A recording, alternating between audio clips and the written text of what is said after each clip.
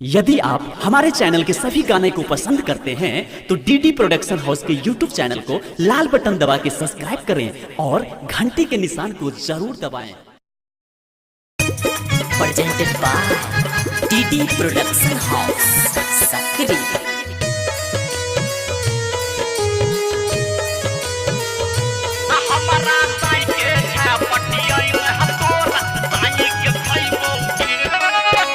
बाप के खाइबोगे बेटा खाओ की बेटा के खाइबोगे, बाप के खाइबोगे बेटा खाओ की बेटा के खाइबोगे। हमारा साई के छपटियन तोरा साई के खाइबोगे, हमारा साई के छपटियन तोरा साई के खाइबोगे।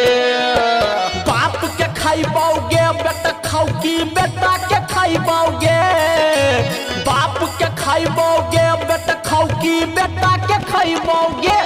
हमारा साई के छपटियन तोरा साई के खाइबोगे, हमारा साई के छपटियन तोरा साई के खाइबोगे।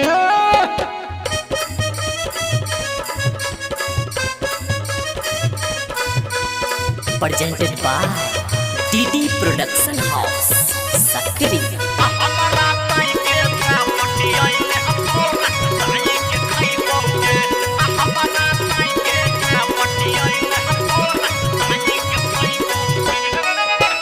दिल्ली 100 रुपया ललकै 30,000 कमा के, घर घुसा के चुम्मा चाटी ललही सब फुसला के।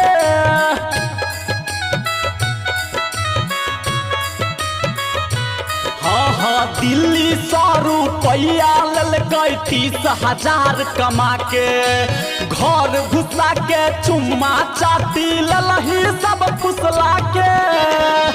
तो बकरी बेच के दल कौसी कहरी बाप के खाइबोगे, हमारा साई के छपटियन तोरा साई के खाइबोगे।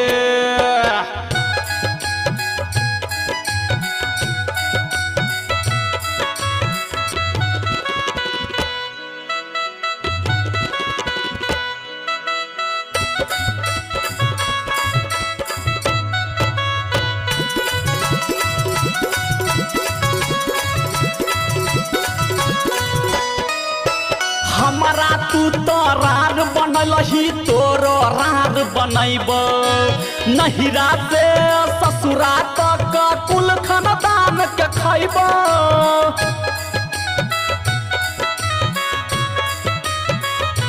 हाँ हमारा तू तो रार बनलही तोरो रार बनैब, नहिरा से ससुरा तक कुल खानदान के खैब। तो भर दिन दैत रहबौ गाली तोरा बाप के खाइबोगे, हमारा साई के छपटियन तोरा साई के खाइबोगे। नहीं छोड़बो।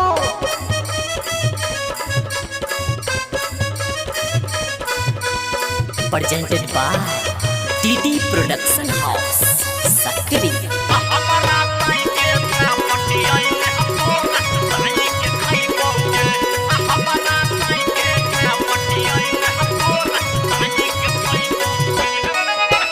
धर्मवीर धुरंधर अगुआ के देबै प्रचार, अजय उजाला तनियो बोलतै देबै पीठ ससार।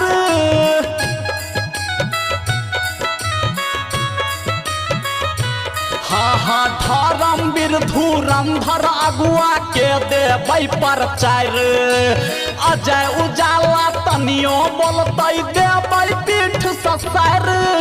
हाँ तो करे खिचैला देबै सारी बाप के खाइबोगे, हमारा साई के छपटियन तोरा साई के खाइबोगे।